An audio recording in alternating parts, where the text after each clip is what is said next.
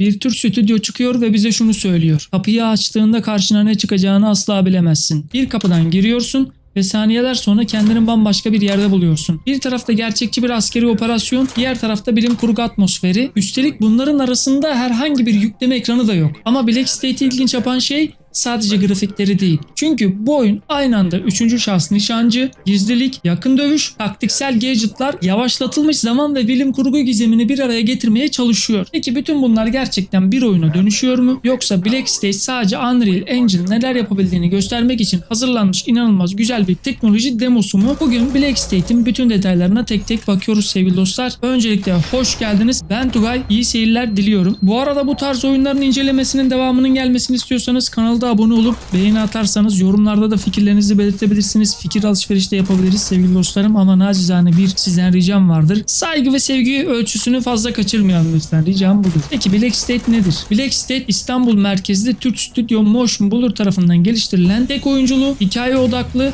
3. şahıs aksiyon macera nişancı oyunu olarak geçiyor. Kısa bir öz tanımı budur. Oyunun merkezinde ise Architects yani mimarlar adı verilen gizli bir bilim insanı grubu bulunuyor. Bu grup karakterimizi gizemli bir göreve çağırıyor. Amaç ise tutsakları kurtarmak ve yaşayan büyük bir felaketin arkasındaki gerçeği ortaya çıkarmak. Buraya kadar aslında oldukça klasik bir bilim kurgu aksiyon oyunu gibi görünüyor. Fakat Black State'in bütün hikaye yapısı kapılar üzerine kuruluyor. Ne demek istediğimi birazdan daha detaylı şekilde anlatmaya çalışacağım. Çünkü bu dünyada kapılar sadece bir odadan diğerine geçmek için kullanılmıyor. Bir kapıyı açıyorsunuz ve karşınıza tamamen farklı bir dünya çıkabiliyor. Bir laboratuvardan metroya, bir askeri bölgeden başka bir mekana geçiş yapabiliyorsunuz. Üstelik bu geçişleri yaparken de oyunun hikayesine de bağlantılısınız. Yani portal sistemi sadece bakın ne kadar havalı bir teknoloji yaptık diye eklenmiş bir özellik değil. En azından geliştiricilerin açıklamalarına göre hikayenin ve bölüm tasarımının merkezinde bulunuyor. Ve bence Black State'i takip etmeye değer yapan ilk noktada tam olarak burada başlıyor sevgili dostlarım. Portal sistemi demişken portal sisteminden de bahsetmek isterim. Şimdi oyunun en çok konuşulan mekaniklerinden birisidir. Yani portal kapıları. Black State'in en büyük numarası da burada zaten. Normalde bir oyunda kapıyı açarsınız, kapının arkasında başka bir oda vardır. Black State ise bu mantığı tamamen tersine çevirmeye çalışmış. Kapıyı açıyorsunuz ve kapının arkasında başka bir mekan, başka bir atmosfer, hatta başka bir dünya bulabiliyorsunuz. Üstelik geçiş anlık gerçekleşiyor. Yükleme ekranı yok. Sahnenin kesilip başka bir bölüme geçmesi yok. Karakter kapıdan geçiyor ve dünya anında değişiyor. Daha da ilginç olan tarafı ise portalın tek yönlü olmaması. Geliştirici Kadir Demirden'in Unreal Engine röportajında anlattığına göre sistem çift yönlü tasarlanmış. Yani oyuncu portaldan geçtikten sonra geriye dönebiliyor. Bu küçük gibi görünen detay aslında bence çok önemli bir detay. Yakalayabilirsiniz tabii ki de. Çünkü portalı sadece bir level transition olmaktan çıkartıp gerçek bir oyun mekaniğine dönüştürmüş. Mesela şöyle düşünebilirsiniz. Bir kapıdan geçiyorsunuz. Arkanızda dünya hala orada duruyor. Geldiğiniz dünya yani orada duruyor. Önünüzde de tamamen farklı bir ortam var. Farklı bir dünya var. Ve teorik olarak geri dönebiliyorsunuz. Benim fikrim, eğer bu sistem doğru olarak kullanılırsa Black State'in bölüm tasarımının en güçlü tarafından birisi de olabilir ve seri haline de getirebilirler. Çünkü geliştirici sana sürekli şunu düşündürebilir. Bu kapının arkasında ne var? Burası bir soru işareti. Sürekli soru işareti olarak kalır ve bir gizemini korur. Yani en güçlü sorulardan birisi de zaten bu olur. Bir sonraki odada ne var diye sormaya başlar acaba adam. İlerlemeye devam eder. Black State bunu bütün oyunun temel mekaniklerinden birine dönüştürmeye çalışıyor. Bence de çalışmalı. Bu şekilde de devam etmeli. Peki bu sistem nasıl yapılıyor? Birazcık teknik tarafa girelim mi? Evet, birazcık teknik tarafa girelim. Çünkü Black State'in portal sistemi sadece görsel bir efekt değil sevgili dostlar. Motion Blur bu sistemi gerçekleştirmek için Unreal Engine 5 kod tarafında ciddi değişiklikler yaptığını söylemiş araştırmalarımıza göre. Özellikle rendering tarafında özel düzenlemeler yapmışlar. Yani gördüğümüz şey basitçe kapının içine başka bir görüntüyü koyduk mantığında değil. Portalın iki tarafının gerçek zamanlı olarak birbirine bağlanması gerekiyor ve bunu yaparken oyuncunun hareketi, kamera, ışıklandırma ve çevre görüntüsünün tutarlı kalması gerekiyor. İşte Black State'in teknik tarafındaki asıl ilginç noktalardan biri burada ortaya çıkmış durumda. Çünkü ekip sadece hazır Unreal Engine özelliklerini kullanmak yerine kendi ihtiyaçlarına göre motorun bazı bölümlerini değiştirdiklerini söylemişler. Şimdi Black State'in ilk fragmanından beri en çok konuşulan tarafı kesinlikle grafikleri oldu ve dürüst olmak gerekirse oyunun ilk bakışta insanı şaşırtmasının sebebi bu. Çünkü metal yüzeyler, camlar,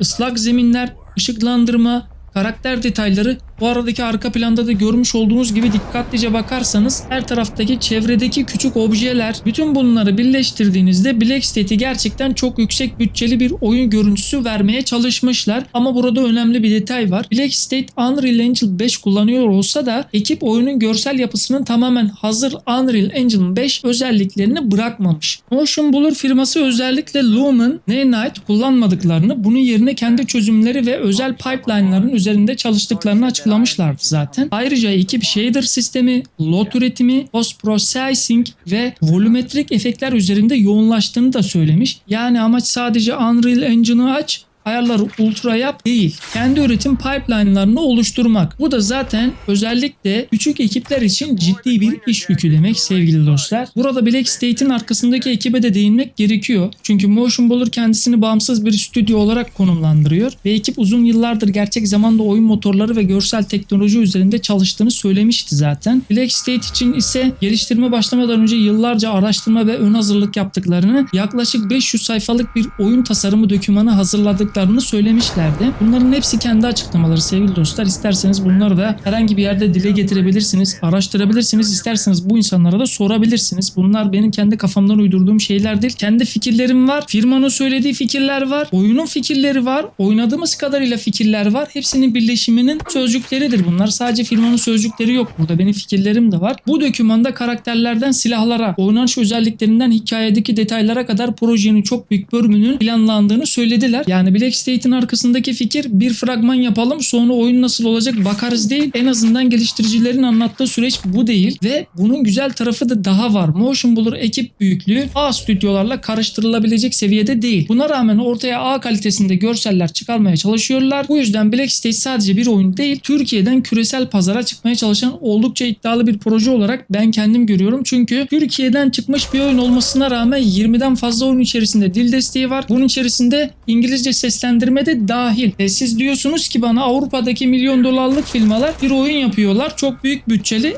Efendim Türkçe dil desteği koyamıyoruz. Ya biz senden seslendirme istemiyoruz ki. Koyamıyoruz değil arkadaşlar. Bakın önünde başka ambargolar var. Başka engeller var. Bakın kesinlikle kandırılıyorsunuz. Yani bakın Türkiye'den bir firma çıkıyor. Bir tane oyun yapıyor. İçerisinde 29 tane 30 tane dil desteği var. Türkçe dil desteğini hadi bir kenara bırakalım. İngilizce seslendirme koymuşlar oyunlarının içerisine. Ve o kadar yani milyon dolarlık oyunlara sahip değiller yani. Öyle bir satış potansiyeli de yok. Ne olacağı da belli değil. Siz bana diyorsunuz ki bir tane firma var. Yıllardır oyun geliştiriliyor. 20 yıldır piyasada. Bütçesi belli. Oyunları belli. Full artı full çekiyor. Çalışanları, ofisleri işte her şeyi belli. Ama Türkçe dil desteği koyamıyor falan filan diyorsunuz. Siz gerçekten buna inanıyor musunuz yani? Eğer sene 2016 falan olsaydı 10 yıl 15 yıl önce ben buna inanabilirdim. Ama bu kadar teknolojinin ileriye gitmiş bir döneminde, bu kadar yapay zekanın ileriye gitmiş bir döneminde bir kişi iki kişi bile oturup oyun yapıp milyon dolarlar kazanabiliyorken, o iki kişi oyuna Türkçe dil desteği ekleyebiliyorken, İngilizce ve ona benzer dilleri ekleyebiliyorken, bakın iki kişiden bahsediyorum. Siz bana diyorsunuz ki bu kadar kocaman bir firma Türkçe dil desteğini ekleyemiyor. Birbirimize şaka yapmayalım lütfen, bu sistemi bırakalım. Sistem demişken de savaş sistemine değinelim. Gelelim bence oyunun asıl sınavına, savaş sistemine. Çünkü grafikler ne kadar güzel olursa olsun bir 3. şahıs nişancı oyununda asıl önemli olan şey nedir? Ben bir mobil oyuncu olarak söylüyorum. Tabii ki de silah elime aldığım zaman nasıl hissediyorum? His konusuna gelmişken şu ana kadar kanalımda oynadığım en iyi hissiyatlara sahip bir tane oyun varsa o da Rainbow Six Mobile'dır. Kesinlikle insanların bunu denemesini istiyorum. Çünkü karakteri yönetirken, özellikle tabletten, telefondan oynarken silahı sağa veya sola yatırdığınızda, ateş ettiğinizde o aldığınız hissiyat, mermilerin karşı taraftaki rakibe yapışması çok inanılmaz bir olayla yapılmış. Nasıl yapılmış bilmiyorum ama inanılmaz bir teknik detay kullanılmış. Buna benzer bir şey ben bu oyunda bekliyorum. Umarım çıkışa yakın bu denli bir hissiyata sahip olur. Benim beklentim bu yönde. Black State burada oldukça sinematik bir yaklaşım kullanmış. Oyunda tabancalar, tüfekler, pompalı tüfekler ve daha fazla özel silahlar bulunuyor. Bunların yanında farklı taktiksel gadgetlar da var ve bu gadgetların hepsinin bir düşmana karşı aynı şekilde çalışmadığını özellikle belirtmişler. Yani ama sadece en güçlü silahı bul, herkesi vur değil. Oyuncunun karşısındaki düşmana göre ekipmanın seçmesi beklenmiş.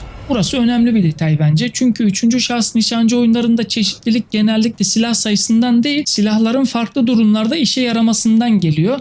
bir düşman grubuna karşı doğrudan saldırmak mantıklı olabilir. Başka bir durumda gadget kullanmak daha da iyi olabilir. Başka bir yerde ise gizlilik daha da avantajlı olabilir. Gizlilik demişken gizliliğe de inelim hemen sevgili dostlar. Böyle birbirinin peş peşe gidelim. Oyunun Steam sayfasında bile gizlilik sisteminin önemli bir parçası olduğu açıkça belirtilmiş.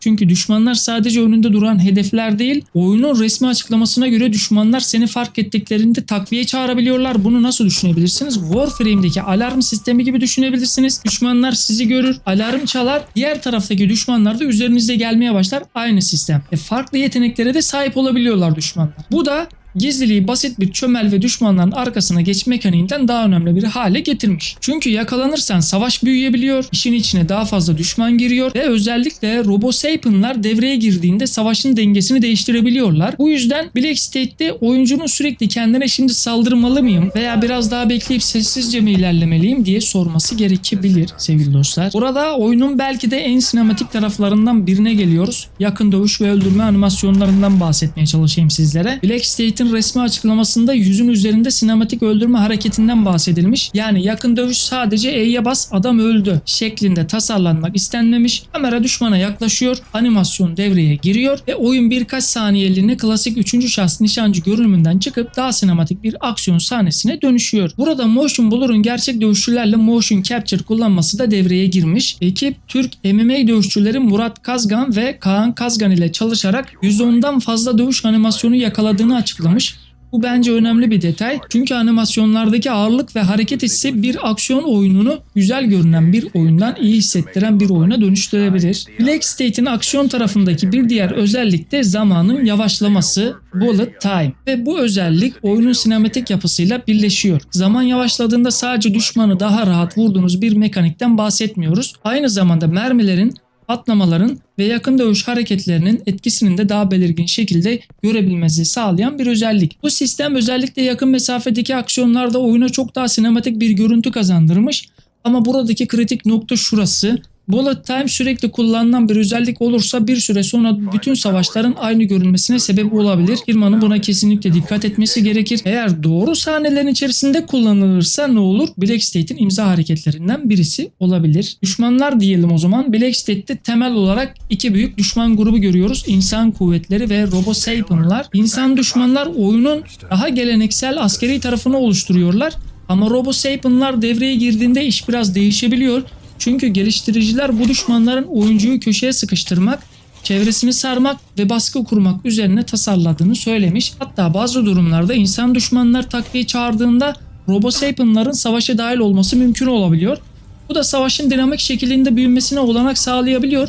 Başlangıçta küçük bir çatışma, sonra takviye, sonra robotlar ve bir anda bulunduğunuz alan tamamen savaş alanına dönüşebiliyor. İyi uygulanırsa bu sistem oyunun tekrar eden çatışmalara dönüşmesini de engelleyebilir. Birazcık da sizlere isterseniz oyunda boss savaşları var. Bunlardan bahsetmeye çalışayım. Bu da bana yine Warframe'i andırdı. Boss savaşlarında ise geliştiriciler daha fazla bir sistem vaat etmişler. Burada amaç her boss'u aynı yöntemle öldürmek değil, her boss'un kendine özgü saldırı biçimlerini ve davranışları olacak demişler. Bazıları sizi yavaşlattırmayacak. Bazıları ise mesafeyi korumanıza izin vermeyecek. Yani boss tasarımının temelinde adaptasyon var. Bu da güzel bir hamle olabilir. Çünkü iyi bir boss, savaşçının amacı oyuncuya sadece daha fazla canı olan bir düşman vermek değildir.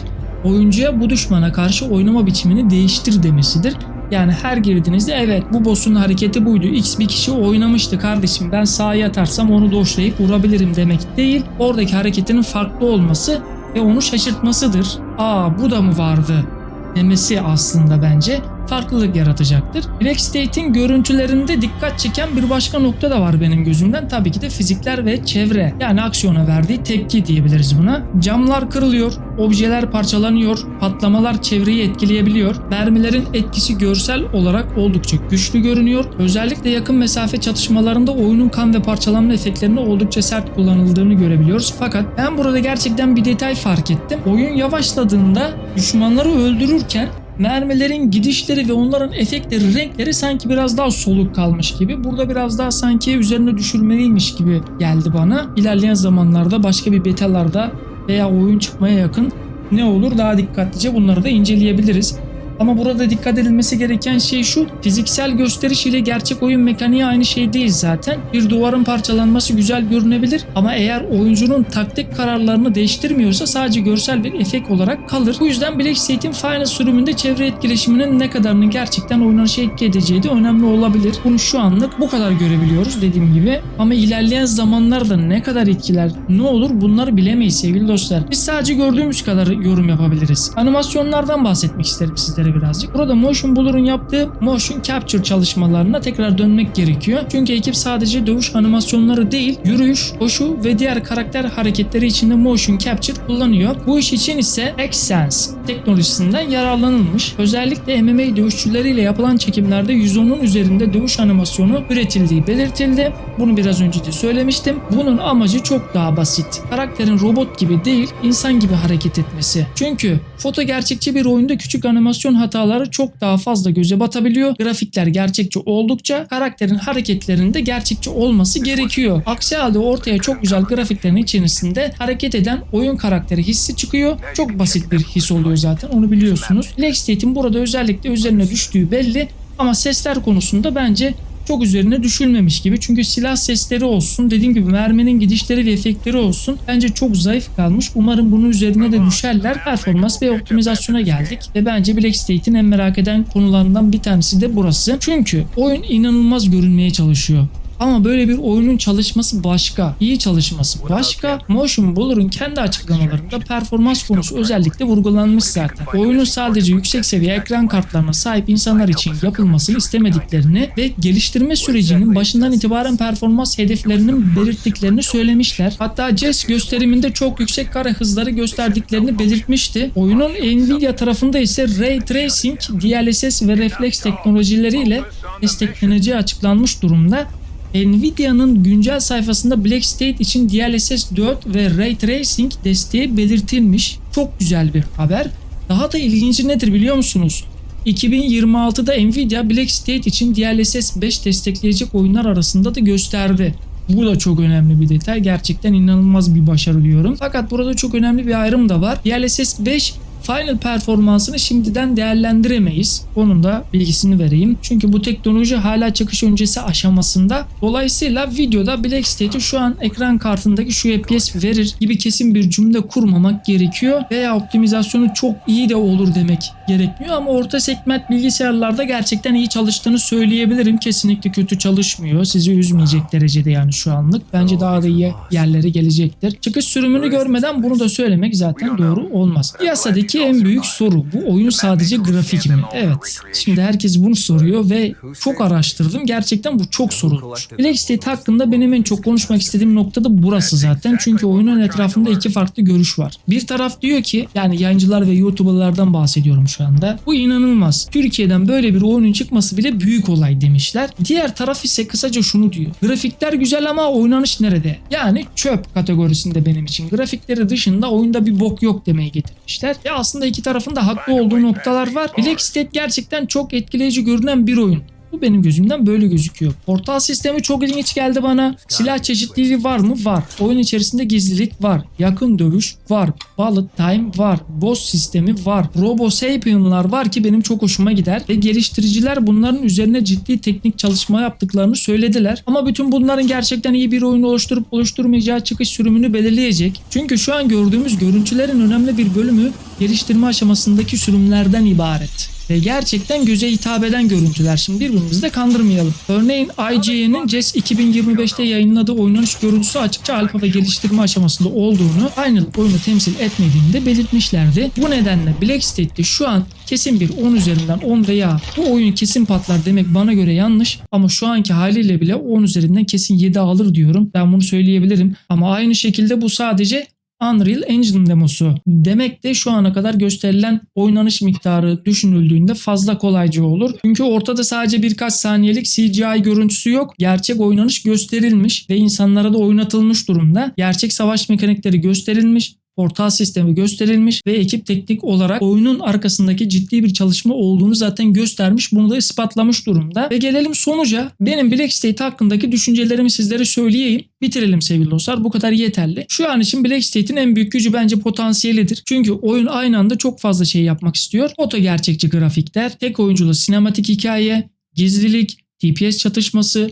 yakın dövüş, gadget sistemi, bullet time, boss savaşları ve bütün bunların arasında oyuncuyu sürekli farklı dünyalara götüren portal sistemi bu kadar mekanik bir araya geldiğinde doğal olarak beklentimizi de yükseltir. Ama Black State'in gerçekten başarılı olması için sadece güzel görünmesi yetmez. Silahların iyi hissettirmesi gerekiyor. Bahsettiğim gibi efekt kalitesinin iyi olması gerekiyor. Mermilerin gidişlerinin iyi olması gerekiyor. Düşman yapay zekasının iyi olması gerekiyor. Bölüm tasarımının sıkmaması gerekiyor ve birbirleriyle bağlantılı entegreli çalışması gerekiyor. Portal sisteminin oyunun içerisine gerçekten anlamlı şekilde yedirilmesi gerekiyor ve en önemlisi de hikayenin bütün bu gizemi taşıyabilecek kadar güçlü olması gerekiyor. Çünkü bana göre Black State'in en büyük kozu grafiklerden bile önce şu soru: bir sonraki kapının arkasında ne var? Yani portaldan geçerken acaba nereye gidiyorum sorusunu sordurabilmeli. Eğer oyun bize bu soruyu 15-20 saat boyunca sordurmayı başarabilirse işte o zaman gerçekten güzel bir şeyler ortaya çıkabilir ve ardından başka oyunlar da Black State 2-3 diye de hikaye birbirine devamlılık getirebilir. Şimdilik söyleyebileceğim şey de şudur: Black State sadece Türk yapımı olduğu için dikkat çekmiyor bence. Kendi başına dikkat çekebilecek kadar iddialı ve potansiyelli bir oyundur. Bunu da net bir biçimde söyleyebilirim. Ve eğer Motion Blur gösterdiği teknik kaliteyi gerçek bir oyun deneyimine dönüştürebilirse Black State Türkiye'den çıkmış bir oyun olmaktan daha fazlası olabilir. Benim şu anki beklentim nedir? Temkinli bir şekilde çok yükseğim. Yani oyuna hakikaten yükseldim. Çünkü kapı gerçekten açıldı. Şimdi önemli olan arkasından